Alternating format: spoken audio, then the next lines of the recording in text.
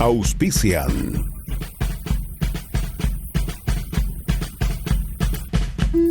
La UNSAC y los científicos peruanos en el Perú y el mundo celebramos el bicentenario de la independencia del Perú con el coloquio virtual precongreso CCB Perú del 19 al 23 de julio de 2021. Un evento del bicentenario para interactuar con notables científicos peruanos en 11 coloquios de todas las ramas del conocimiento. Participa del coloquio.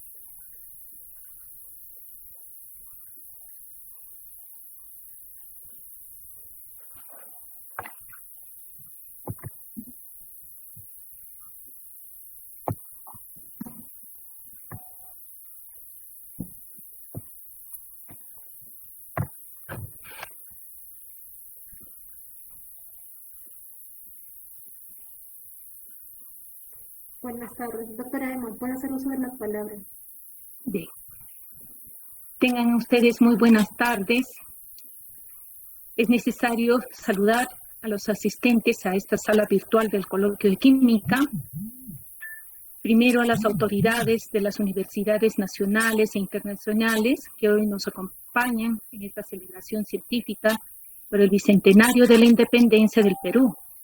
A los señores decanos de las facultades de ciencias, directores de departamento, directores de escuelas profesionales de química, a nuestros invitados especiales que hoy se encuentran en la sala virtual, a los profesionales adherentes a la Sociedad Química del Perú, los colegios profesionales de química nacionales y regionales, a la Federación Latinoamericana de Asociación de Química, a los señores estudiantes y público en general que están vinculados a la química y especialidades conexas. Gracias por vuestra presencia. A continuación, tengo el grato honor de presentar a los organizadores del coloquio de química, quienes con el esfuerzo que amerita este tipo de eventos de nivel científico, hemos logrado con gran satisfacción congregar a 8 científicos peruanos de talla internacional, quienes compartirán esta tarde sus experiencias en investigación científica. En primer término, hago la presentación a la doctora Mónica Yusti. La doctora Mónica Yusti, nacida en Lima, Perú, obtuvo el título de ingeniero en alimentos de la Universidad Nacional Agraria La Molina, Perú. Ella tiene una maestría y doctorado en ciencias de los alimentos de la Universidad Estatal de Oregón, Corvallis, Oregón. Actualmente es profesora y catedrática de estudios de posgrado en el Departamento de Ciencia y Tecnología de los Alimentos de la Universidad Estatal de Ohio. También está presente el doctor Mario Ceroni Galloso. Él es químico egresado de la Universidad Nacional Mayor de San Marcos, con grados académicos de magíster de la Pontificia Universidad Católica del Perú.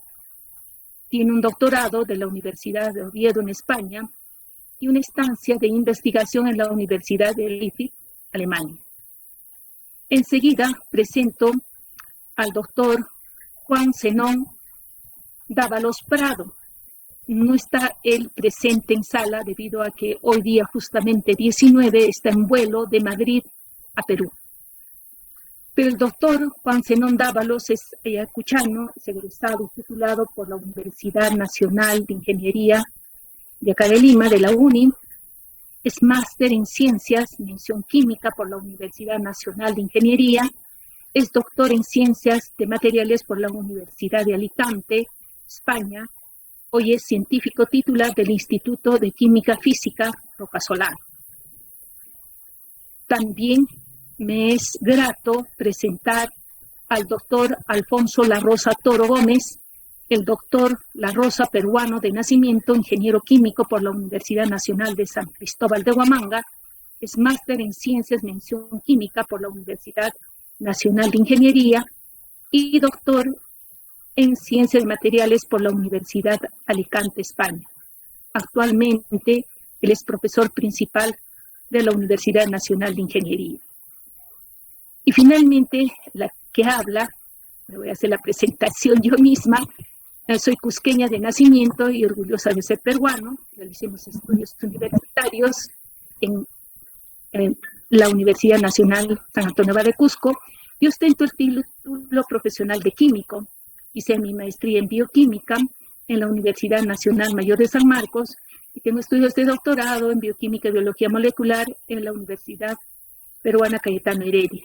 Actualmente ejerzo la docencia en el Departamento Académico de Química, en la UNSAC, en la categoría de profesora principal.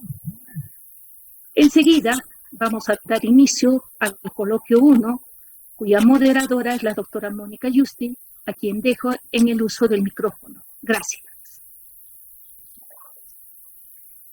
Muchísimas gracias, doctora Emma Uruñaga.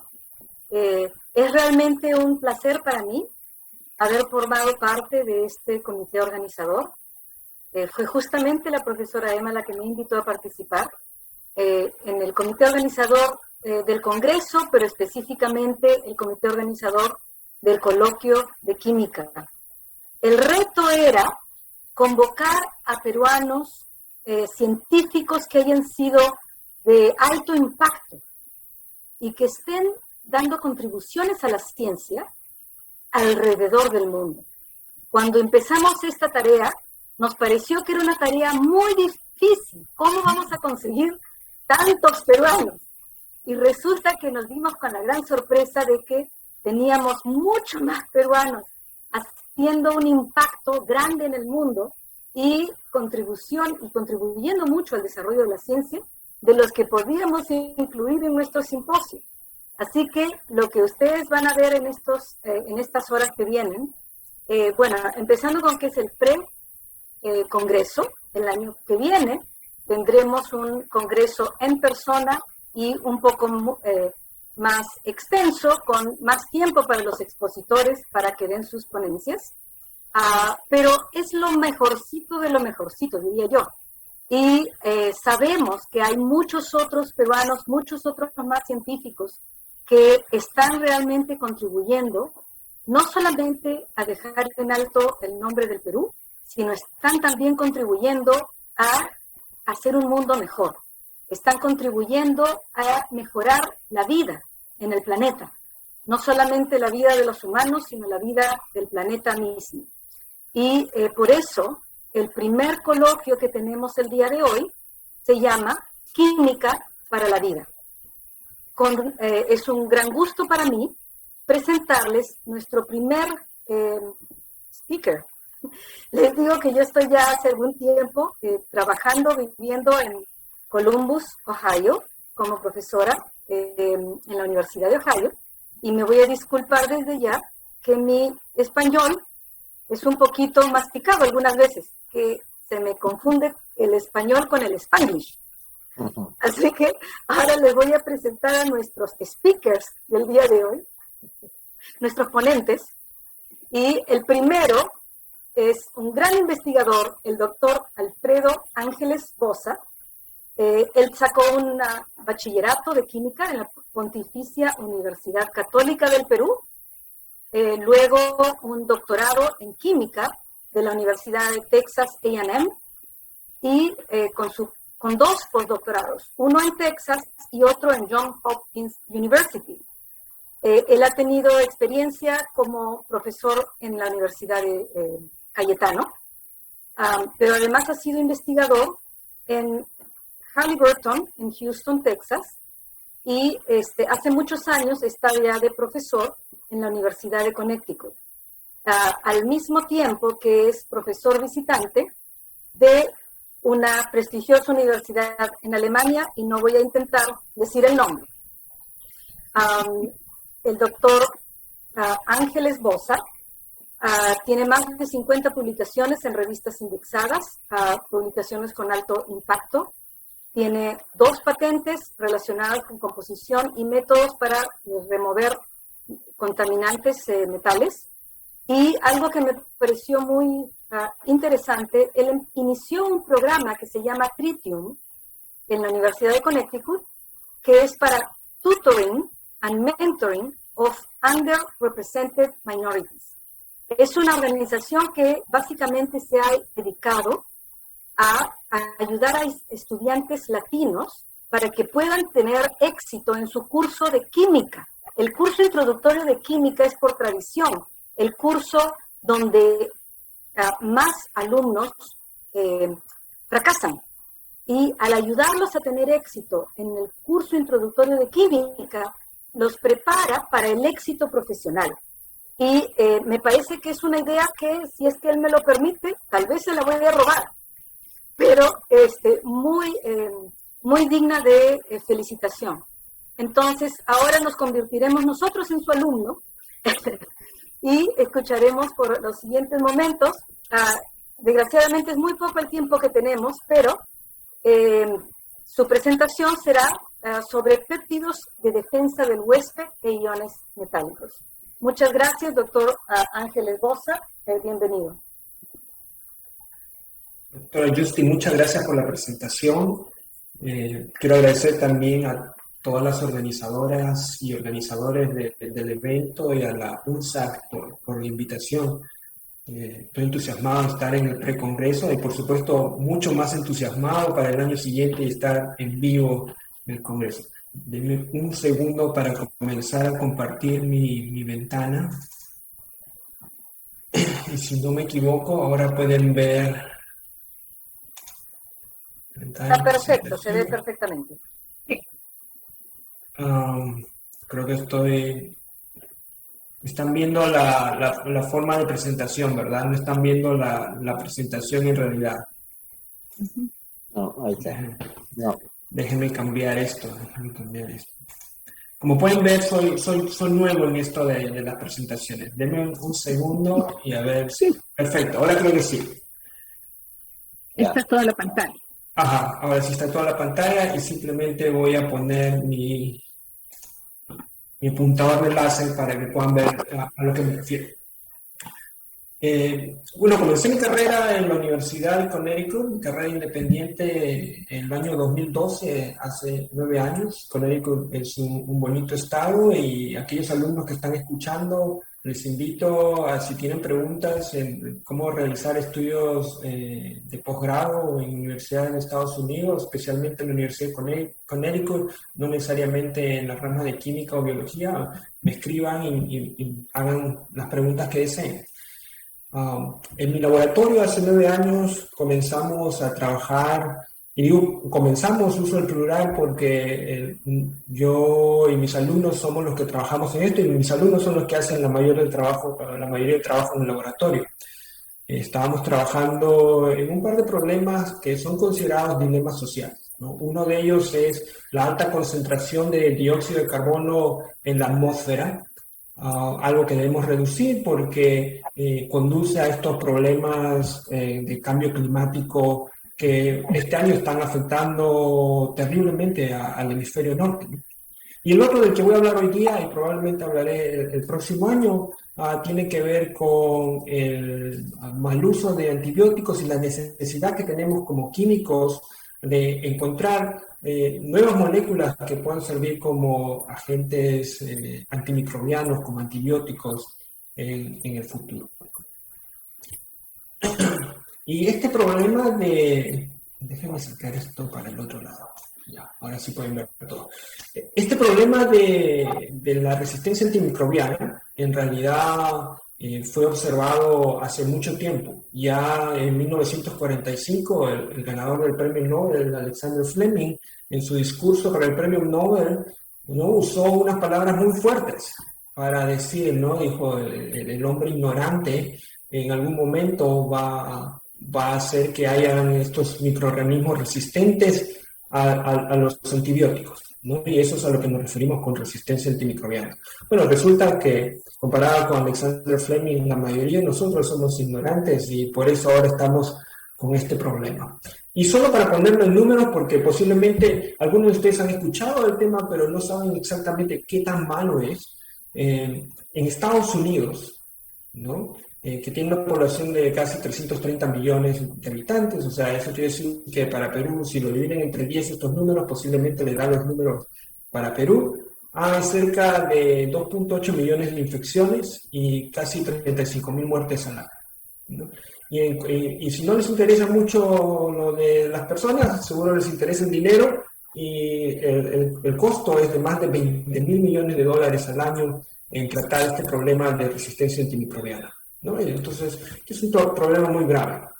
Y hay muchas personas, tanto en industria como en las universidades, tratando de resolver esto. Mi punto de vista, ¿no? La forma en que yo veo el problema es desde un punto de vista inorgánico. Yo fui entrenado como un químico inorgánico y muchas personas se sorprenden. ¿Qué tiene que ver la química inorgánica con resistencia antimicrobiana, con antibióticos? Bueno, la química inorgánica es muy importante en el sistema inmune, ¿no? Hace muchos años solo se conocía una sola estrategia en la que el sistema inmune usaba la química inorgánica. Y eso es lo que muestro en este esquema. Este esquema, lo que ustedes ven, es una representación gráfica de un macrófago, ¿no? Las células que consumen, que comen a los patógenos cuando nos están invadiendo. Y estas células lo que hacen es, después de comerse el microorganismo, lo colocan en un compartimento especial, conocido como un fagosoma, y ahí eliminan ese microorganismo, ¿no? Y la idea en esta estrategia es muy simple. Los iones metálicos que son necesarios para que el microorganismo se siga desarrollando, son zinc, manganeso, fierro, son removidos de ese compartimento y escondidos en lugares especiales de la célula para que de esa manera los microorganismos no tengan acceso a ella y no se puedan reproducir.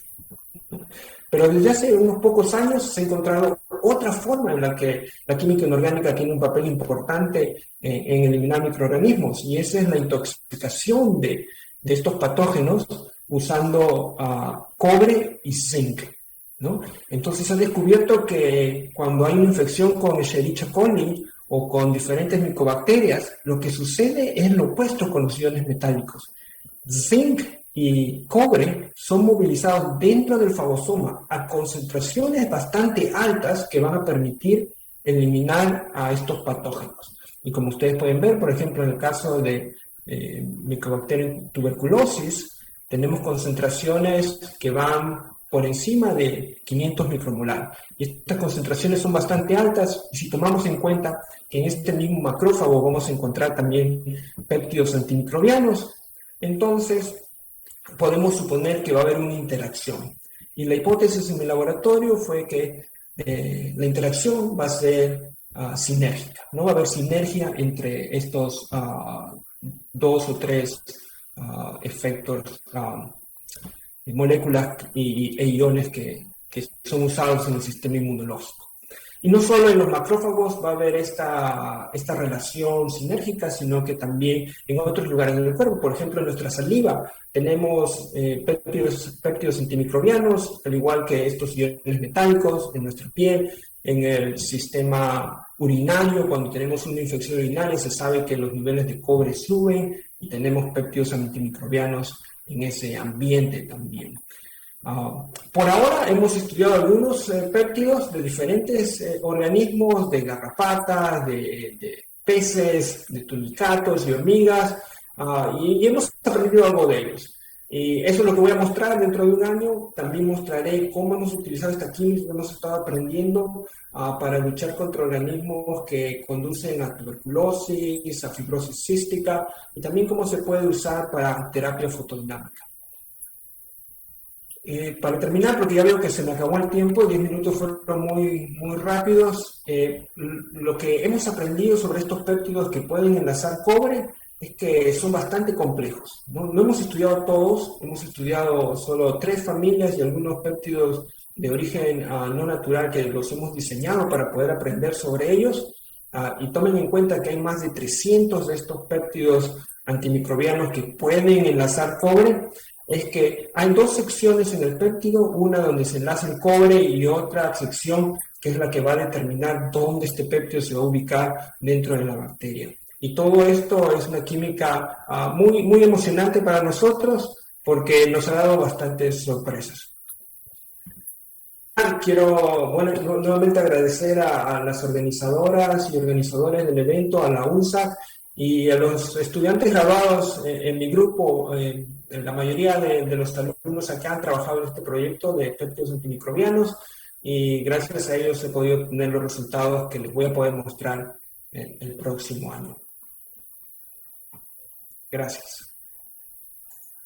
Muchísimas gracias. Esto realmente ha sido súper interesante. Me imagino que muchos de ustedes tendrán preguntas. Vamos a dejar la sección de preguntas para el final de esta sesión del coloquio. Entonces, el coloquio de química, que es más o menos de unas horitas, vamos a dejar las preguntas al final de esta parte del coloquio, que existe en 1 hora y media, después de que terminen todas las presentaciones. Pero definitivamente que me quedo con ganas de escuchar la presentación completa. Muchas gracias. Nuestro siguiente presentador es... Mónica, permíteme un minutito. Sí, cómo no. Para entregar este certificado de agradecimiento al doctor Milton Ángeles Bosa por parte de la UNSAC. Muchas gracias por el certificado. El certificado otorgado al doctor Alfredo Milton Ángeles Bosa por su participación como expositor en el coloquio virtual Precongreso Científico Bicentenario por la Independencia del Perú, CCBI Perú 2021, coloquio de química, aprobado por resolución número 0229-2021, UNSAC, realizado en la ciudad de Cusco, Perú, del 19 al 23 de julio del 2020. Firma el doctor Leoncio Roberto Acurio Canal, vicerrector de investigación, y el doctor José Ordóñez Miranda, presidente del CCBI Perú 2021, investigador científico titular del Centro Nacional de la Recherche Scientifique de Francia. Gracias, doctor Alfredo. Gracias a nombre de la institución. Muchísimas gracias al doctor Alfredo. Muchísimas gracias a la profesora Emma por esta importante intervención. Nuestro siguiente presentador es la doctora Karin Chumbimuni Torres, también doctora peruana, que es profesora asociada en el Departamento de Química en la Universidad de Florida Central, en Orlando, Estados Unidos. Ella es directora del Laboratorio de Investigación Nanobioelectroquímica. Su investigación se enfoca en el entendimiento y la caracterización y en el desarrollo de sensores químicos para aplicaciones bioanalíticas, utilizando sistemas ópticos, electroquímicos y nanomateriales para lo que se llama point of care, para el análisis en point of care, o sea, en el lugar exacto. La doctora Chumbimuni Torres es un miembro de la Sociedad de Químicos Americanos, de la Sociedad de Electroquímicos y entre otras asociaciones. Siendo peruana, ella recibió su maestría y doctorado de la Universidad de Campinas en Sao Paulo, Brasil, y luego siguió estudios postdoctorales en la Universidad de Purdue y también en la Universidad de California, San Diego, donde ella estuvo desarrollando estos sensores para la aplicación del bioanálisis de proteínas, DNA, bacterias, entre otros. Antes de llegar a la Universidad de Florida, también hizo investigación con la Universidad de Texas en San Antonio, donde estuvo estudiando la absorción de proteínas en superficies poliméricas. Realmente un gran récord de investigación, de publicaciones y de contribuciones a la ciencia. Doctor Chumbimuni Torres ha recibido financiamiento de diferentes agencias federales, incluida el National Science Foundation, el National Institute of Health, la USDA, que es el Departamento de Agricultura de Estados Unidos, Powers of America, el Departamento de Salud de Florida, entre otros. Es nuestro privilegio contar con su presencia el día de hoy y tener una pequeña ventana, una pequeña introducción a lo que va a ser el próximo año, su tema un poco más largo, más elaborado, sobre el uso de los sensores químicos para bioanálisis. Bienvenida, doctora Shundimunit Torres. Muchas gracias por la presentación. Primeramente, buenas tardes a todos los presentes y agradeciendo a los organizadores de este coloquio de química, ¿no?, del Congreso del Bicentenario, que me da la oportunidad de poder presentar el tema de sensores químicos para bioanálisis. Ustedes se preguntarán por qué estas fotos, pero las coloco porque me gusta mostrar dónde la ciencia me llevó y los lugares que me permitió conocer. Así como fue introducido, hice mi bachelor en la Universidad Nacional de Ingeniería. Con una beca pude hacer la maestría y el doctorado en el Brasil. Durante mi doctorado tuve una estancia en la Universidad de Auburn, Alabama, aquí en los Estados Unidos, y luego hice un postdoctoral en la Universidad de Purdue. Durante mi estadía en la Universidad de Purdue también pude visitar la Arizona State University, donde trabajé en el Biodesign Institute en proyectos en colaboración. Hice un segundo postdoctorado en la Universidad de San Diego y me desenvolví como Research Associate en la Universidad de Texas en San Antonio, antes de comenzar mi rol de profesora aquí en la Universidad de Central Florida. Soy peruana, con orgullo, como todos aquí, y nací en Guarachirí, un pueblo muy pequeño a unas horas de Lima. Tengo 2 niñas que nacieron aquí en los Estados Unidos. Y este es un mapa de todas las personas que colaboro, ¿no? La ciencia es un área multidisciplinar que necesita colaboración de muchas personas, ¿no? Por eso que me gusta presentar. Sí, dirijo el laboratorio de nanobioelectrochemistry, donde desenvolvemos sensores con transducción óptica y electroquímica, haciendo uso de los nanomateriales para análisis biológicos, ¿no? Nuestra misión es desenvolver nuevos materiales y nuevas metodologías para el surgimiento de nuevas plataformas, ¿no? Las plataformas sensóricas del futuro. Nos desenvolvemos en 4 áreas de investigación, como son los sensores ópticos, que me gustaría mucho hablar de ellos, los compuestos activables, que la particularidad son que usan luz visible en lugar de luz ultravioleta, ¿no? Los sensores de papel que lo usamos para los wearable sensors, como ustedes entenderán, existen sensores físicos que pueden monitorear los pasos que das, la presión, ¿no? Entonces hay una carrera científica en el área de sensores que está investigando los sensores químicos, compuestos biológicos que puedas determinar mientras haces actividades, ¿no? Sensores que puedes colocar en el cuerpo. Y otra área de investigación son los biosensores para ácidos nucleicos, ¿no? Cuantificación de ácidos nucleicos. Tenemos 10 minutos aquí para la presentación y les voy a dar una breve introducción de esta 4ª área, que son los biosensores, ¿no? La motivación de este trabajo es el desenvolver una plataforma universal para la detección de ácidos nucleicos. ¿Por qué? ¿Por qué determinar DNA, RNA, microRNAs? Porque esto nos permite analizar, identificar virus, bacterias o biomarcers, por ejemplo, como los microRNAs, para enfermedades como cáncer, ¿no? O metástasis que se puedan desenvolver. Antes de continuar rápidamente, me gustaría definir qué es un biosensor.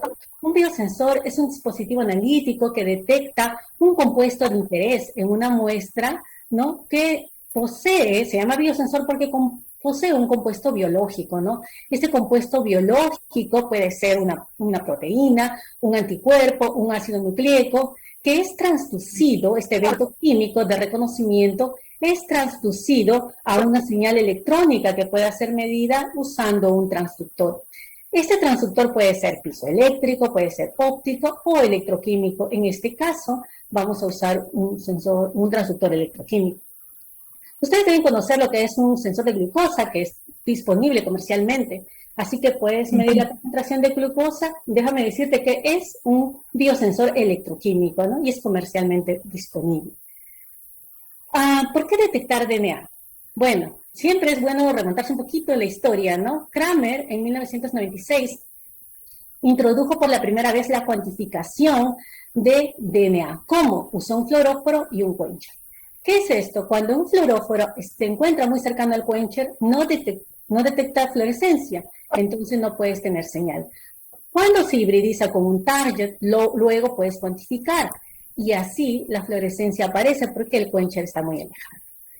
Este trabajo causó mucha repercusión y introdujo lo que se adaptó en 2003 por Fan, ¿no? Un investigador en la Universidad de California en Santa Bárbara, y lo adoptó al sistema electroquímico, en el cual colocó un sistema electroactivo, aquí un elemento electroactivo que podía transferir electrones, que cuando se hibridizaba con el target, entonces se alejaba del elemento metálico, que era aquí un sensor de oro, y ya no podía transferir electrones. De esa manera se podía detectar. Entonces, este sistema es bueno, pero tiene algunas deficiencias, como por ejemplo, para cada target necesitabas un probe diferente. Y otra cosa es que no podía detectar un mismatch. Así nosotros propusimos el sistema de multicomponentes, que tiene un probe, tiene intermediarios strands, que tienen aquí, y en el intermediario strand tienes el compuesto electroactivo, que en conjunto con el target formas una configuración que le llamamos de four-way junction, que puede detectar diferentes tipos de DNA o RNA en este caso. Este sistema tiene ventajas, como que aumenta la selectividad. Puedes detectar una base única sola, aumenta la sensitividad, porque tienes estructuras lineares que permite detectar estructuras secundarias de DNA. Es universal y puedes reusar. Esta es la plataforma que nosotros usamos. Me gustaría hablar mucho más de esto, pero debido al tiempo, como bien dicho, es una muestra de lo que probablemente hablaremos el próximo año. Pero sí, nuestra investigación ha tenido bastante repercusión. Hemos tenido varias publicaciones de impacto en la cual mostramos que nuestra plataforma universal puede ser aplicada aquí en microRNAs para cáncer metastático, ¿no?, de mamas. Luego también hemos mostrado que podemos detectar hasta 200, una secuencia de 200 bases. Aquí tenemos mostrando la universalidad del sensor donde detectamos Zika y dengue, y acá diferentes configuraciones.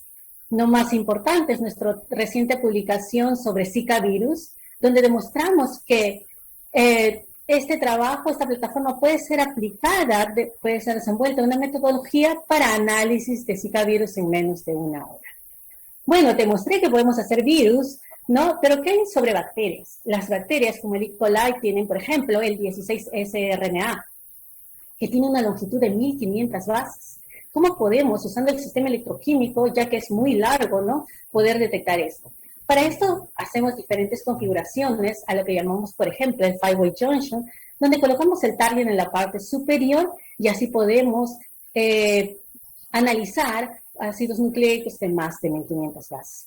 Me encantaría seguir hablándote sobre esto, que tanto me apasiona, pero habrá una próxima oportunidad. Así, quisiera agradecer a las agencias de fomento que financian nuestros proyectos y a todos los colaboradores alrededor de diferentes partes del mundo que nos ayudan. Sin más que agradecer a los estudiantes que han pasado por mi laboratorio en estos años desde que empecé mi carrera académica, que son los que realmente hacen el trabajo. Y también quisiera mencionar el programa que tenemos de intercambio internacional, donde traemos estudiantes peruanos de bajos recursos económicos para que hagan estancias de 1 mes en nuestros laboratorios de química en la Universidad de Central Florida, ¿no? Y también llevamos alumnos americanos para que conozcan las instituciones peruanas. Un profesor académico no solo hace investigación, y esto les va para los alumnos que me escuchan, también publica papers. También puedes publicar libros, también puedes hacer cosas que te inquietan como programas, ¿no? Que tienes esa libertad, esa independencia de poder hacer, ¿no? Y lo más gratificante es que los alumnos, ¿no?, que pasan por nuestros laboratorios como químicos pueden desenvolverse en diferentes áreas, como es, por ejemplo, mi alumna Dawn Mills, que consiguió el doctorado hace 2 años, que trabaja en el FBI, o Stephanie Armas, que terminó una maestría hace 1 año, que trabaja en la DEA, ¿no? Y muchos de nuestros estudiantes que trabajan en diferentes compañías, ¿no?, y en laboratorios nacionales también.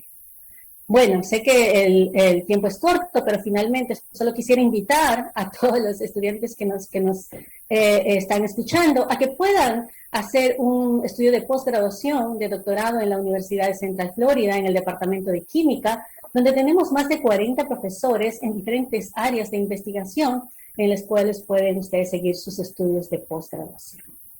Bueno, estoy agradecida por esta oportunidad y les doy la bienvenida a Orlando. Cuando gusten, estamos cerca de Disney y bueno, estoy abierta a cualquier pregunta que puedan tener después de las ponencias. Muchas gracias.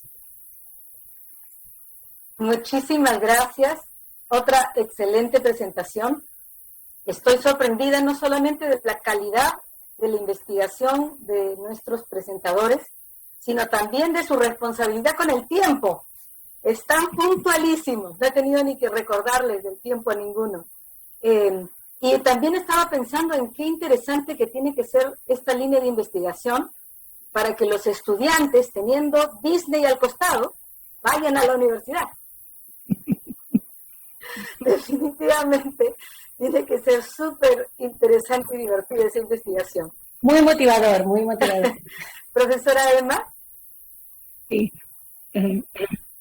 Bien, doctora Karin, realmente es para nosotros un privilegio tenerle virtualmente, pero ya la tendremos al próximo año y la autoridad no ha querido pasar por alto a través de el otorgamiento de este certificado, que indica certificado otorgado a Karin Janet Chumbimuni Torres por su participación como expositor en el coloquio virtual Precongreso Científico Bicentenario por la Independencia del Perú, CCBI Perú 2021, coloquio de química, aprobado por resolución número 0229-2021, UNSAC, realizado en la ciudad del Cusco, Perú, del 19 al 23 de junio.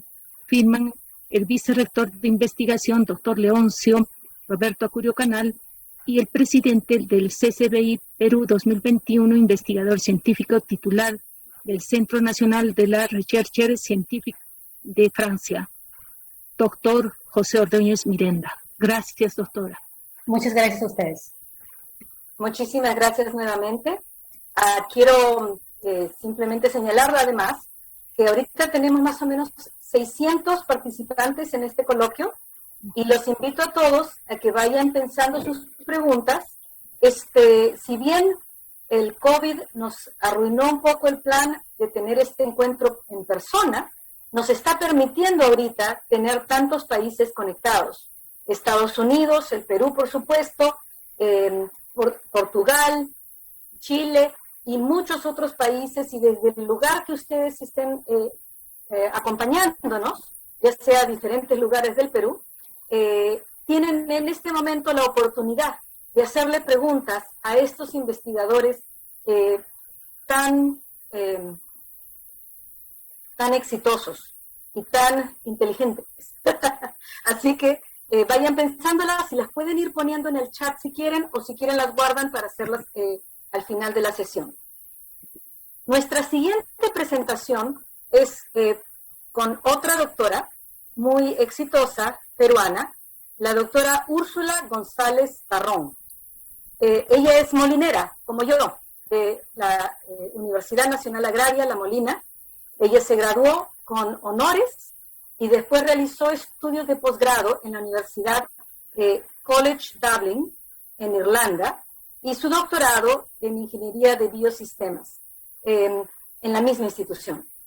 Ella también fue investigadora líder en la Unidad de Evaluación de Riesgos Microbianos, donde investigó diferentes métodos computacionales para la inocuidad de alimentos. Desde 2013, la doctora González Barrón es investigadora principal del Centro de Investigación de Montaña en Bragança, Portugal, y lidera el grupo de investigación Food Safety and Quality Analytics, que está conformado por investigadores de varios países.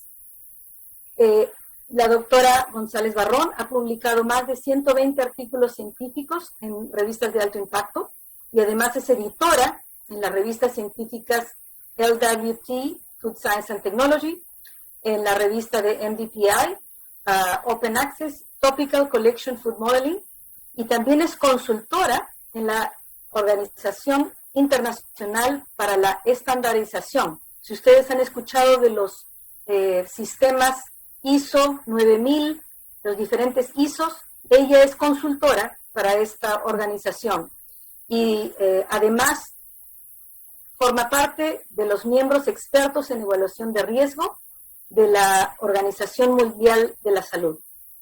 Definitivamente otra peruana que hace que todos nos podamos sentir orgullosos de nuestra patria y de las contribuciones que los peruanos estamos haciendo para la ciencia y para el mundo.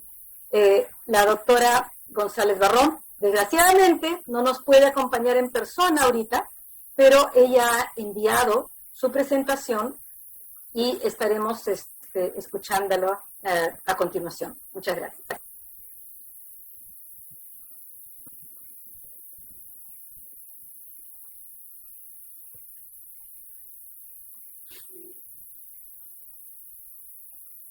Muy buenas tardes con todos. Quiero agradecer en primer lugar a la doctora Emma Urrunaga, que es coorganizadora del Simposio de Química del Congreso Científico por el Bicentenario de la Independencia del Perú, y a todos los organizadores de este evento. Quiero hacer extensiva también mi felicitación a la Universidad Nacional de San Antonio Abad del Cusco por la organización de este evento, que infelizmente no se está haciendo de manera física como planeado, pero lo estamos haciendo de forma virtual y esperamos conocernos todos el próximo año. El tema del cual voy a hablar en los próximos 10 minutos se trata de la calidad e innovación como herramientas para la valorización de los alimentos tradicionales del Perú. Cuando pensamos en alimentos tradicionales, no existe una definición única, pero se nos viene a la mente, por ejemplo, características como alimentos que son únicos, sabores únicos, y dentro del plano emocional podemos decir que estos alimentos nos transmiten emociones y recuerdos que al final de cuentas podemos idealizar como si fueran de alta calidad, aunque no necesariamente sea cierto. Son alimentos también bastante apreciados, por los cuales el consumidor se puede sentir dispuesto a pagar más, ¿no?, que un alimento común. Al hablar de alimentos tradicionales, también hacemos referencia a ingredientes locales o alimentos ya más oriundos, como es el caso pues, de la quinoa, ¿no? Se nos viene a la mente también alimentos artesanales, los cuales no necesariamente sinónimo de tradicionales, ¿no?, sino que depende de esta denominación ya más con la escala de producción y la tecnología. Últimamente también, cuando hablamos de alimentos tradicionales, lo asociamos con algún beneficio a la salud, ¿no? Y esto ya está ligado a los superalimentos, de los cuales no voy a hablar en esta presentación. Bueno, como les había dicho, hay muchas definiciones, pero dentro de esas definiciones que he revisado, estas definiciones coinciden en 3 características. Un alimento es tradicional cuando está ligado a un territorio definido, cuando es parte de la cultura, pero lo más importante es cuando tiene continuidad en el tiempo. O sea, no es un alimento producido por 1 o 2 generaciones, sino que es un alimento ya producido por muchas generaciones. Además, tiene 3 aspectos. Es tradicional desde el punto de vista de los ingredientes, de su composición o elaboración, y también del tipo de producción, ¿no? Estos alimentos tradicionales son muy importantes porque generalmente representan el sustento económico de familias en medios rurales. Y por esta razón estos alimentos tradicionales son muy importantes en el Perú. Y aparte que nosotros también tenemos muchos alimentos tradicionales. Por otro lado, promueve la formación de nuevas empresas. Y en el Perú tenemos muchos ejemplos de éxito. Por ejemplo, tenemos el manjar blanco de Cajamarca, que es muy famoso, ¿no?, dentro del país.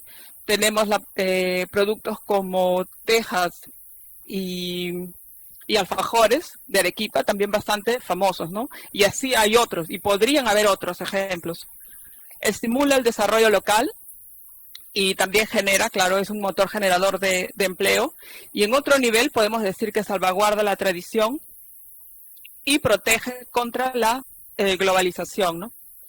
Y por último, representa una expansión de oportunidades de mercado y opciones del consumidor, porque al final de cuentas el consumidor va a tener más opciones para escoger productos.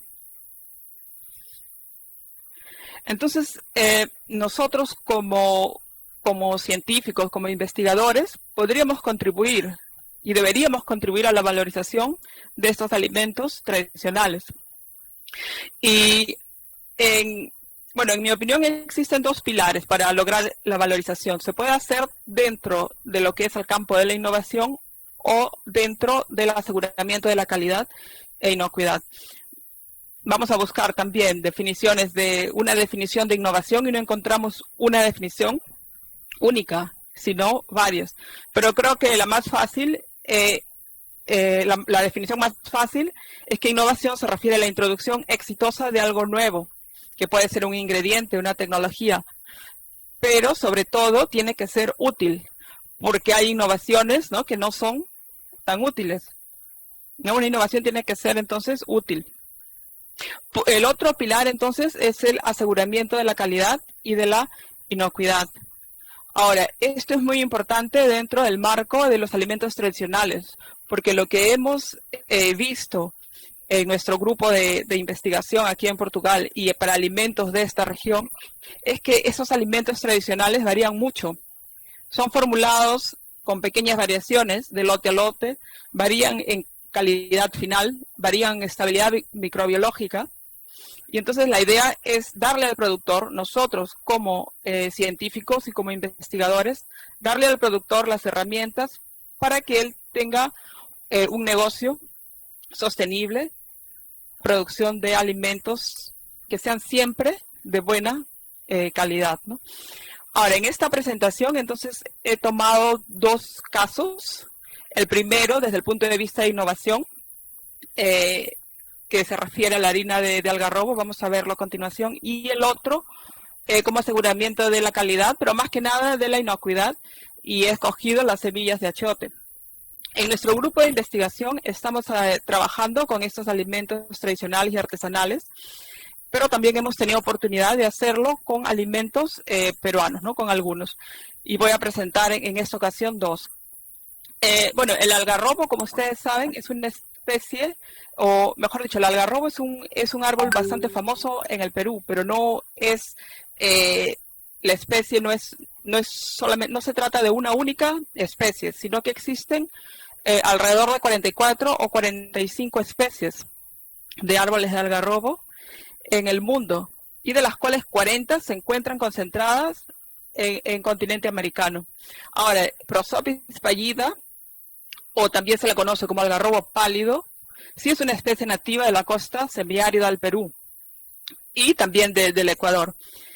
Se ha investigado poco esta especie, se ha investigado más las especies que pertenecen a México y a Argentina, pero se sabe y se ha encontrado que la harina de la vaina madura de algarrobo tiene propiedades nutricionales y funcionales muy buenas, ¿no? Nosotros hicimos un estudio primero para caracterizar esta harina y nos encontramos con que la harina de nuestro algarrobo es bastante diferente a la Prosopis alba de Argentina. Encontramos en muestras peruanas que tienen mayor contenido de fibra y de proteína, menor contenido de grasa y de carbohidratos, y que en general el algarrobo peruano produce una harina que es menos dulce. También encontramos ácidos grasos como palmítico, oleico y linoleico en proporciones que sí eran bastante parecidas a la harina de Prosopis labiegata, que es una variedad mexicana, o una especie mexicana. Y encontramos también compuestos fenólicos derivados de glucósidos de apigenina con bastante capacidad antioxidante. Entonces, esto fue hecho en un primer plano. En un segundo plano quisimos investigar un uso, ¿no? Podemos utilizar la harina de algarrobo de diferentes formas, pero investigamos un uso. Quisimos saber si esta harina de algarrobo le otorga al pan o a la harina de trigo algunas propiedades funcionales. La investigación fue bastante amplia, tenemos dos artículos publicados al respecto, pero voy a presentarles solo algunos gráficos que definen bastante lo que es la calidad del pan. En el primer gráfico pueden ver el volumen específico para dos diferentes tipos de harinas, ¿no? Esa forma de, o esos tipos de harina obedecen más a una clasificación alemana, no es nuestra. La harina tipo 55 y 65, eso tiene que ver con la granulometría de la harina y el contenido de cenizas. Y encontramos que en general, para los dos tipos de harina, cuando se sustituye con harina de algarrobo, se incrementa el volumen específico hasta cierto punto, ¿no? Ya pueden ver para 55, para la harina de 55, se produce después una caída en este volumen, ¿no? Y eso es una propiedad que se quiere, ¿no? También en este segundo gráfico tenemos la uniformidad de los alveolos y la sustitución parcial de harina de trigo con harina de algarrobo hace también que se incremente en uniformidad celular. Este incremento es mayor aquí para harina, al contrario, ¿no? Para la harina del tipo 65. Después investigamos también el efecto de esta sustitución en el tiempo de vida en anaquel del pan. Claro que el pan es un alimento bastante perecible, ¿no? Pero desde el punto de vista de investigación fue deseable también estudiarlo. Y encontramos que cuando no se utiliza la harina de algarrobo, que es esta línea roja, pueden ver que el pan se seca bastante, ¿no? Lo que tengo aquí es actividad de agua. Ya entre el tercer y quinto día de almacenamiento, el pan seca. Y sin embargo, entre el tercero y quinto día de almacenamiento, este pan que ha sido sustituido con harina de algarrobo se mantiene más húmedo. Bueno, entonces encontramos aquí una propiedad funcional de esta harina de algarrobo en la panificación. Voy a pasar entonces al segundo ejemplo, que es el caso del achote. El achote nosotros lo utilizamos en el Perú bastante como colorante, en aderezos, como condimentos, ¿no? El nombre científico es Vix orellana. Fue descubierto por el conquistador español Francisco de Orellana y él se debe su nombre. El principal productor y consumidor de achote como condimento y colorante es Brasil. Sin embargo, el Perú es el mayor exportador del mundo de semillas de achote. Y el principal uso es como colorante liposoluble. Sin embargo, se han reportado otras propiedades del achote, de las semillas, como protección contra quemaduras solares, repelente de insectos, cicatrizante, antialérgico, y también se ha reportado que su extracto tiene acción antimicrobiana contra Bacillus subtilus, Bacillus cereus, Clostridium perfringens, Staphylococcus aureus, entre otros. Entonces, nosotros quisimos explorar un poco más cómo era si en realidad las semillas de achote tenían algún efecto antimicrobiano, ¿no? Y realizamos una pequeña investigación para cuantificar el efecto del extracto de achote en bistec de res, que nosotros inoculamos previamente con Staphylococcus aureus, ¿no? Y después hicimos un seguimiento de este patógeno en el tiempo. ¿Por qué utilizamos este patógeno? Porque es el patógeno más común, ¿no? Que es el patógeno más común en alimentos que son procesados, ¿no? Como es el corte de la carne de res. Los gráficos que ustedes tienen a continuación, entonces, en los gráficos pueden ver la sobrevivencia del patógeno en función del tiempo de almacenamiento del bistec al vacío y a 4 grados centígrados. Cuando no utilizamos o cuando no recubrimos con el achote, pueden ver que el Staphylococcus aureus se mantiene en el tiempo, ¿no? Y el tiempo necesario para alcanzar una reducción en un logaritmo fue aproximadamente de 12 días. Sin embargo, cuando nosotros recubrimos con extracto de achiote al 10%, ya se nota una caída en el Staphylococcus aureus. Y este valor de D, que es el tiempo necesario para alcanzar una reducción decimal del patógeno, se redujo a 7.2 días.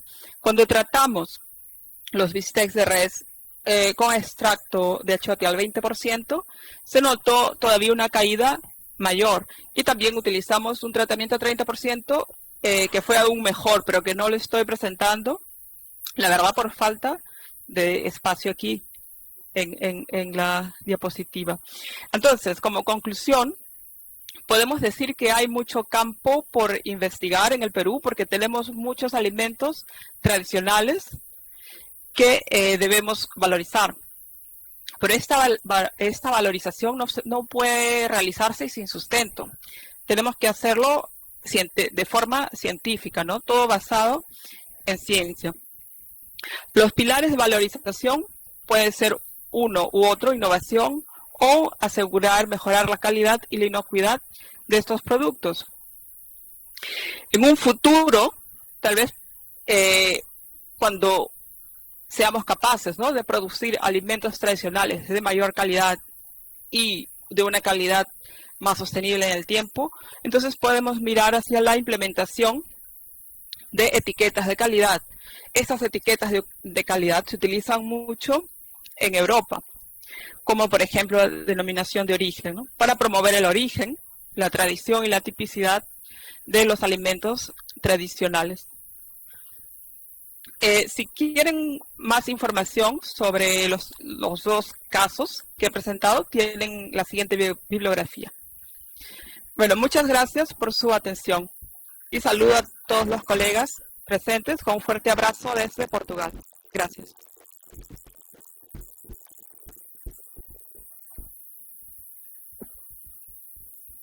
Muchísimas gracias. Otra presentación muy interesante sobre la aplicación de la química para el mundo de los alimentos. Algo que no estaba en la biografía de la doctora González Barrón, pero les puedo compartir. Hace poco, la Universidad Agraria del Programa de Alimentos celebró sus 50 años. Y en los 50 años de historia del Programa de Alimentos, la doctora González Barrón fue reconocida porque fue la alumna que tuvo el promedio ponderado más alto en la historia de la facultad. Así que ella es un ejemplo de una alumna que fue muy sobresaliente, que es ahora una investigadora muy sobresaliente y que está contribuyendo alrededor del mundo. Profesora Emma, ¿va a haber la presentación del certificado o eso ya lo haría después?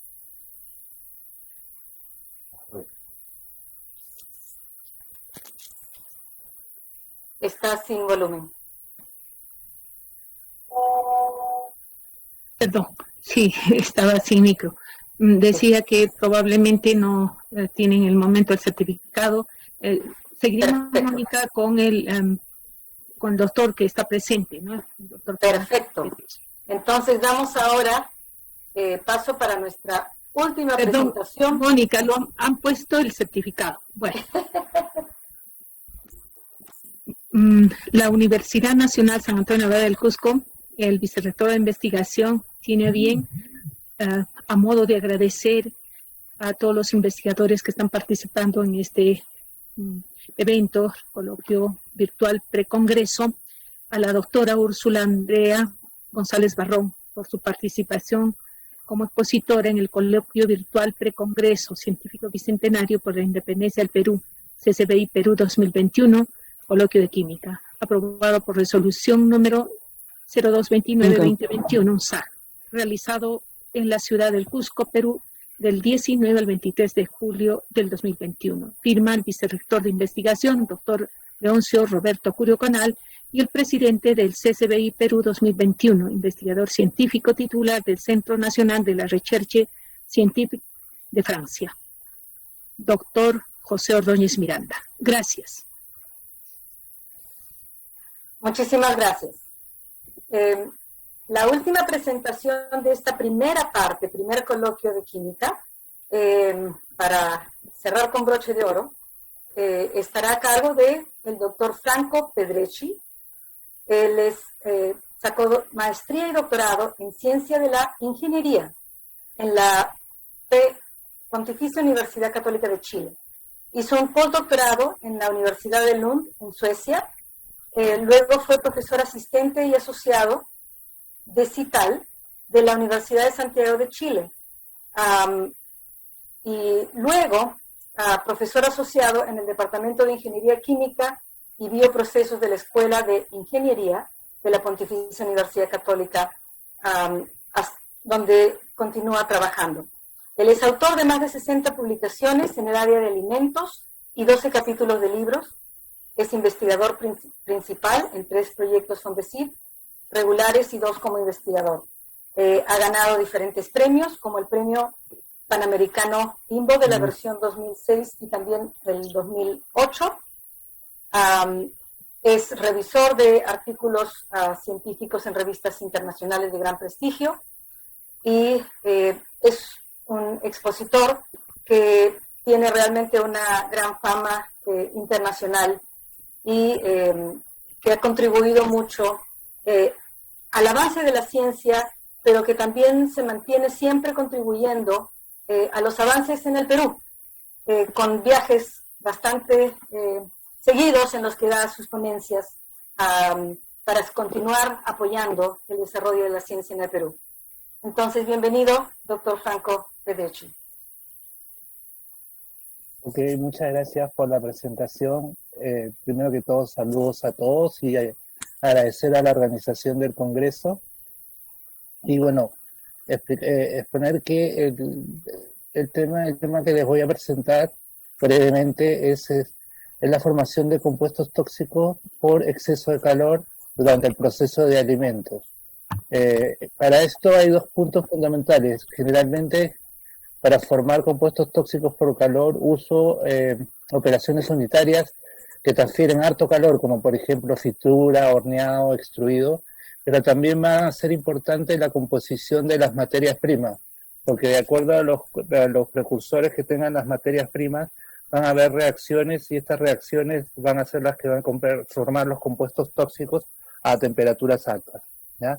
Acá, por ejemplo, tenemos diversos tipos de alimentos. Generalmente un tipo marcado de alimentos son los alimentos amiláceos, que tienen azúcares reductores y aminoácidos paragina, y cuando la temperatura de calentamiento es mayor de 120 grados centígrados, generalmente forman acrilamida, ¿ya?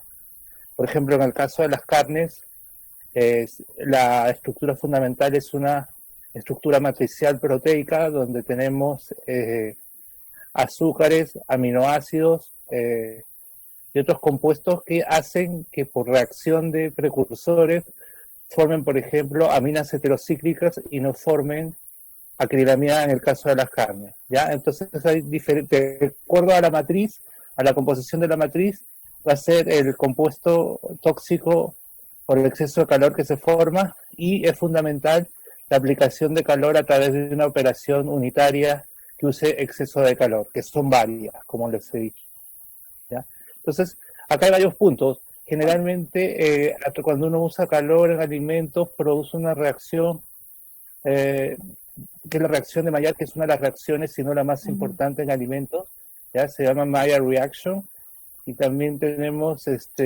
cambios asociados a los excesivos tratamientos de calor. Estos cambios pueden ser, por ejemplo, inactivación de microorganismos, mejorar la textura, ¿ya? Desarrollo de aromas, sabores atractivos, etcétera, ¿ya? Y también al mismo tiempo, si bien se pueden formar atributos sensoriales atractivos, también se pueden formar desagradables compuestos tóxicos, ¿ya? Como el caso de, por ejemplo, acrilamida, furano, etcétera, ¿ya?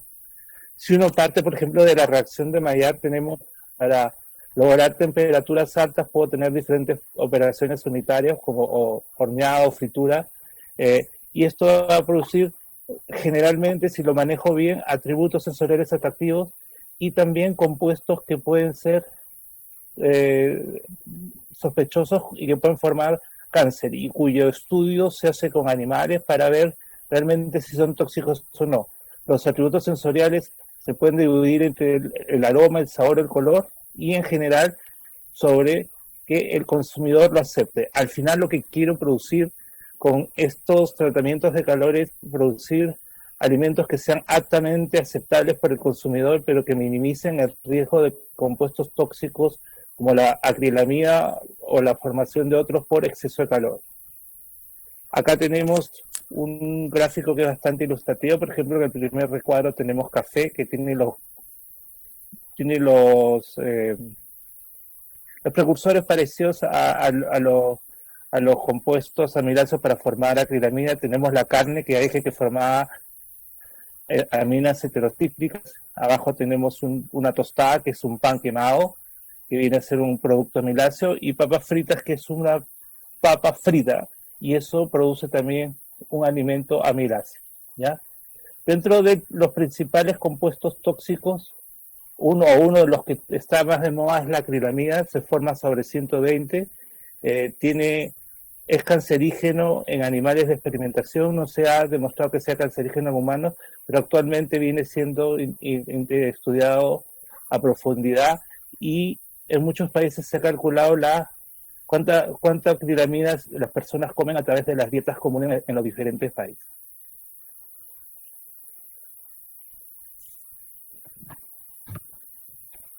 Una de las principales cosas que, para el caso, por ejemplo, de la acrilamida, el mecanismo principal de formación es la reacción de Maillard, en la que actúa la asparagina con los azúcares reductores, ¿ya? Y al ser un solo mecanismo, su mitigación también es más fácil que la mitigación de estos compuestos tóxicos, ¿ya? Y eso sería. Muchas gracias.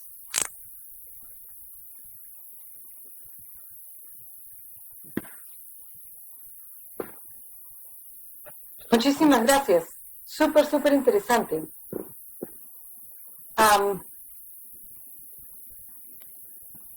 Profesora Emma. Bien, doctor Franco Wilfredo Pedreschi, muchísimas gracias por esta oportunidad que tenemos para poder escuchar los avances de su investigación. Y frente a ello, nuestra universidad, la Universidad Nacional de San Antonio Abad de Cusco, a través de su vicerrectorado de investigación, le otorga este certificado por su participación como expositor en el coloquio virtual Precongreso Científico Bicentenario por la Independencia del Perú, CCBI Perú 2021, coloquio de química, aprobado por resolución número 0229-2021, SAG, realizado en la ciudad del Cusco, Perú, del 19 al 23 de julio del 2021. Firma el vicerrector de investigación de la UNSAC, doctor Leoncio Roberto Curio Canal, el presidente del CCBI Perú 2021, investigador científico titular del Centro Nacional de la Recherche Scientifique de Francia, doctor José Ordóñez Miranda. Gracias, doctor, por su contribución a la ciencia.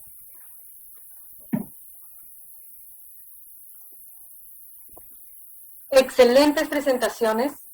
Nuevamente agradezco a todos los ponentes de esta primera parte del coloquio. Si ustedes han visto el programa, el coloquio de química tiene la parte 1, química para la vida, y la parte 2, que es transformando la materia y creando el futuro. Ahora tenemos un momento, unos 15 minutos más o menos, 20 minutos para hacer preguntas y para una conversación con los ponentes. Entonces, nuevamente los invito que si quieren poner sus preguntas en el chat, pueden hacerlo. Acá ya nos han llegado varias preguntas. Me disculparán si es que tal vez no tenga tiempo para poner todas, pero haremos lo posible. Entonces, la primera pregunta que he leído acá del chat dice, en el caso de los péptidos antimicrobianos, ¿cómo afectarían ellos a los jugos digestivos? ¿Y sería posible ingerir los péptidos antimicrobianos junto con el alimento? ¿Sería posible incorporarlos en la alimentación? Muchas gracias a Patricia Glorio por la pregunta. Es una muy buena pregunta. Los péptidos que existen, que hemos estudiado, que son los naturales, no, esos no podrían porque en el estómago serían hidrolizados, ¿no? Como cualquier otro péptido o proteína. Y ese es un problema para el futuro uso de ellos como terapia. Sin embargo, se ha desarrollado variantes de estos péptidos que sí pueden ser consumidos oralmente. Por ejemplo, los puedes hacer cíclicos. Eso quiere decir que coges un lado del péptido con el otro y los unes, y de esa manera no son... el estómago no los va a dañar. Y hay otras modificaciones, por ejemplo, puedes cambiar los aminoácidos de su configuración original, L, a D, ¿no? Los aminoácidos D, y de esa manera también puedes ayudar a que el péptido pase en forma intacta, y las propiedades por las que hemos estudiado, las que se refieren a potenciamiento de su actividad usando iones metálicos, no son afectadas al cambiar esa configuración. Entonces estamos trabajando en todas esas ideas, en cómo mejorar estos péptidos antimicrobianos, que son muy buenos en la naturaleza porque se encuentran donde tienen que combatir los patógenos, pero transformarlos en antibióticos va a ser un poco complicado, pero tenemos varias ideas para ello.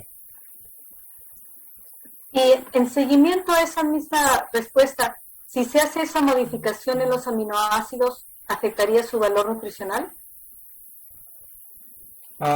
Definitivamente, yo creo que, por ejemplo, usar aminoácidos que son D en vez de L, no soy un experto en nutrición, pero creo que no se podrían utilizar para alimentarnos. No creo que podamos construir más músculo con ellos. Pero es muy interesante cómo hay que siempre buscar un balance, ¿no? Cuando uno puede estar mejorando una cosa, tal vez estás afectando otras.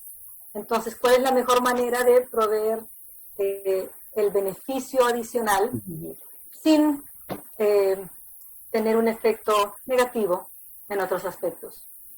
Eso es muy cierto, ¿no? Encontrar ese balance es la tarea de los científicos. Exactamente, y tener mucho cuidado también con cuando uno comunica los resultados de una investigación. A veces cuando cae en manos de los medios de comunicación, las tienden a poner todos hacia un extremo, ¿no? Los ponen como, esto hay que hacer siempre, y hay que siempre buscar el balance. A ver, una pregunta aquí para la doctora Chumbimoni. Una es, ¿los biosensores permitirían una prueba rápida de COVID, pero que sea molecular? Las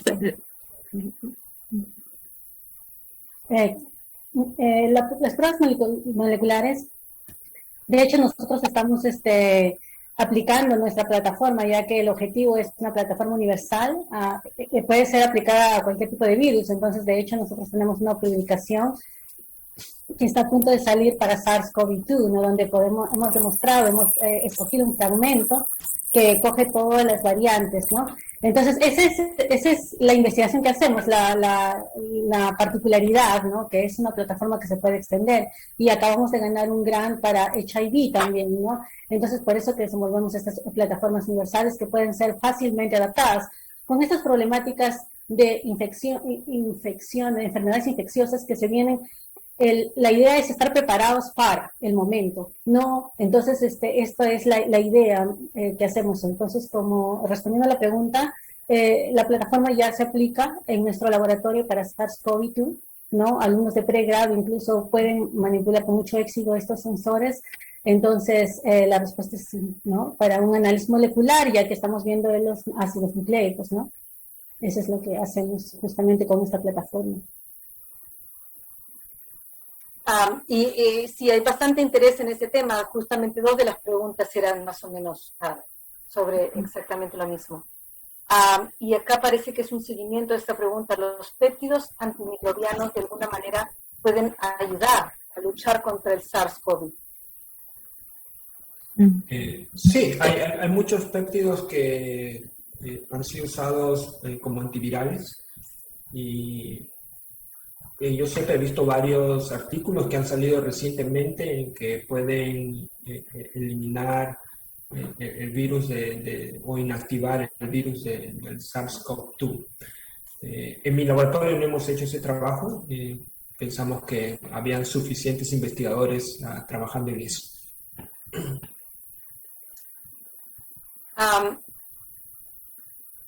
Tenemos algunas preguntas para sobre la acrilamida. ¿A qué concentración de acrilamida llegaría a ser cancerígena para animales?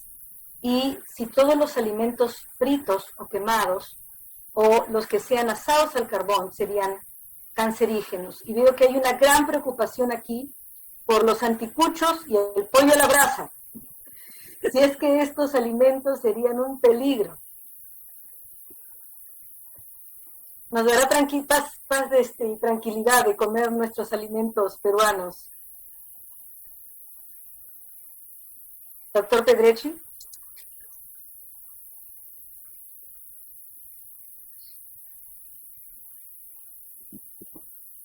Pues bueno. Yo creo que ha salido. No sé si el doctor Pedrecci está todavía acá, porque no lo escuchamos.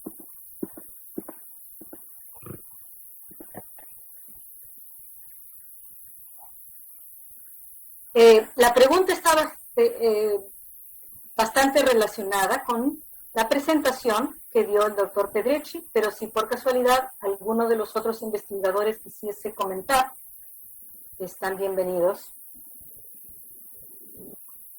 Pero es la preocupación sobre el desarrollo de estas acrilamidas o compuestos cancerígenos en alimentos fritos o que están asados al carbón principalmente, o a la brasa, como hacemos nosotros nuestros anticuchos y nuestros pollos a la brasa, ¿no?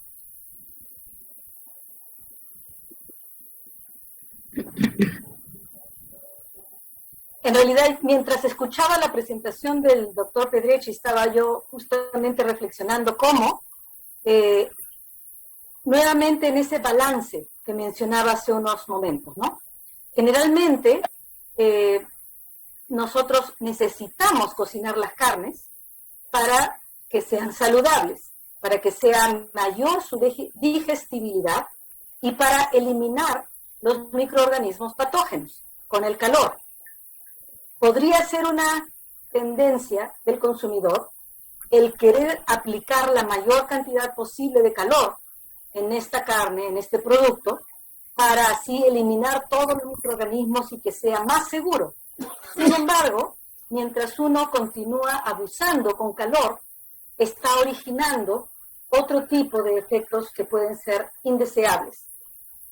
Cosas que han sido cocidas hasta producir ya esta coloración negra del carbón, ¿no? Probablemente tengan un desarrollo significativo de estos compuestos, como la acrilamida o otro tipo de compuestos tóxicos que se desarrollan por el calor.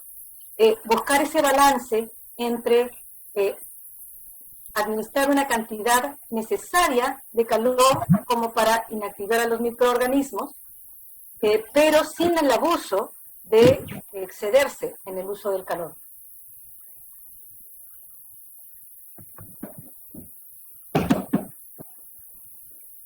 No sé si es que alguna persona quería contribuir más para esa discusión.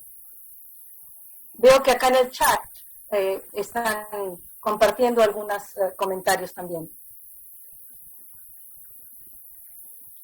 Es interesante, ¿no? Dicen, la forma de comer carne desde los primordios de los tiempos, desde el principio de los tiempos, fue el asado, fue el uso también de la fogata, es un uso de altas temperaturas.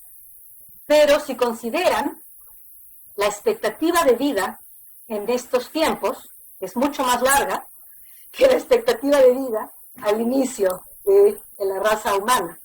Entonces, tal vez en esos tiempos, estos compuestos tóxicos no eran problema, porque justamente el efecto no es inmediato, sino es un efecto crónico a través de los años y a través del consumo repetido de estas toxinas. Así que eso puede ser un factor por el cual ahora estos compuestos se han convertido en mucho más importantes que en un tiempo pasado.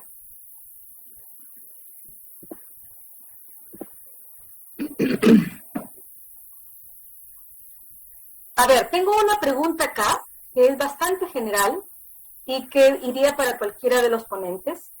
¿Cómo aportan con el cambio climático las nuevas investigaciones de la química? Es tal vez un poco filosófica la pregunta. Bueno, puedo comenzar porque parte de mi trabajo es buscar nuevos catalizadores para la reducción de dióxido de carbono. Como había respondido en el chat, los químicos siempre estamos tratando de buscar soluciones para la sociedad. Lamentablemente, de vez en cuando no podemos ver hacia el futuro, ¿no? Y, por ejemplo, cuando se inventaron los plásticos, nos dieron muchos beneficios y lamentablemente ahora ha habido un sobreuso de ellos. Pero nuevamente estamos buscando soluciones, ¿no? Como reciclar los plásticos de mejor manera, depolimerizarlos y volverlos a polimerizar, darles nuevas formas, etcétera. Y también, por ejemplo, en el ámbito de reducción de CO2, buscamos nuevas maneras de reducir esos niveles de dióxido de carbono, que en estos momentos se encuentran en 413 ppm, ¿no? Y nos gustaría bajarlos por debajo de 400 ppm, o por lo menos en primera instancia detener el avance de la concentración de CO2. Pero hay muchas otras formas, por ejemplo, el problema de la energía. Necesitamos nuevas fuentes de energía y nuevas maneras de usar la energía solar, que es la que probablemente va a ser la más utilizada en el futuro. No cercano, obviamente, porque los combustibles son lo más barato y es difícil competir con ellos, pero si vemos el futuro, 50, 100 años a partir de ahora, ¿no? Vamos a necesitar nuevas fuentes de energía. Entonces, en general, ¿no? Volviendo a lo que Mónica había comentado, que hay este balance, ¿no? Siempre uno trata de hacer algo bueno, pero a veces hay un mal impacto que no pudimos ver, ¿no? Somos muy malos adivinadores los químicos. Bueno, solo para complementar en lo que dijo el profesor Bosa, aquí en los Estados Unidos, cuando participamos en las áreas de fomento, ¿no? Somos revisores en las agencias de fomento. Entonces, en la universidad también, estos problemas ¿no? de contaminación ambiental y todo esto, son problemas grandes. Entonces, hay una tendencia, ya que empezó hace algunos años, en poder afrontar en un sistema multidisciplinario. Entonces, en estos grupos necesitamos químicos. Así como necesitamos físicos, necesitamos ingenieros, necesitamos químicos, porque, ¿no? Así como es la reducción del CO2, o como es el uso más eficiente, ¿no? De catalizadores, ¿no? En el caso de la transformación de energía solar, ¿no? A todas las otras clases de energía. Entonces, mi aporte iba en que tenemos que ver de forma multidisciplinaria, en forma globalizada, para poder responder a estas problemáticas, ¿no? En conjunto. De hecho, yo como electroquímica participo en varios grupos como electroquímica en cómo se puede mejorar, ¿no? Estas cuestiones de cambio climático. Y es muy importante también la preocupación ¿no? del gobierno aquí, en este caso, ¿no? Entonces eso viene mucho por la inversión que se dedica a estas áreas de investigación, ¿no? Que son fomentadas. Entonces eso es muy importante, ¿no? O sea, desde el punto de vista químico, somos necesarios para contribuir en la solución de estos problemas. En realidad es súper interesante esa observación, ¿no? Escuchando la presentación de la doctora Chumimuni, estaba pensando, ¿no? Sensores generalmente se asocia con físicos y ella es química y está justamente ayudando al desarrollo de sensores. Y soluciones para el planeta, soluciones para el medio ambiente, van a requerir la colaboración de las distintas disciplinas. Como químicos necesitamos contribuir. Desde mi perspectiva, yo estoy en la química de alimentos, hay química de materiales, química de sensores, química de tantas cosas diferentes. Pero somos necesarios los químicos, pero no podemos nosotros solos solucionar los problemas. Necesitamos formar estas estrategias, estas colaboraciones estratégicas, ¿no? Ella también les presentaba este mapa con todos sus colaboradores en el mundo. Me gustó mucho la parte esta de ilustraciones, porque es hacer colaboraciones con el investigador de esta otra especialidad que está, digamos, en el edificio del frente, y también hacer estas colaboraciones con los investigadores que están en el otro lado del mundo y que tal vez tienen un clima similar al nuestro y que han probado alguna cosa que de repente no hemos probado todavía nosotros, o que nosotros podemos darles algunas ideas basado en, qué sé yo, en algunas estrategias que ya sean nuestros ancestros o nuestro laboratorio desarrollado, y que podamos juntos buscar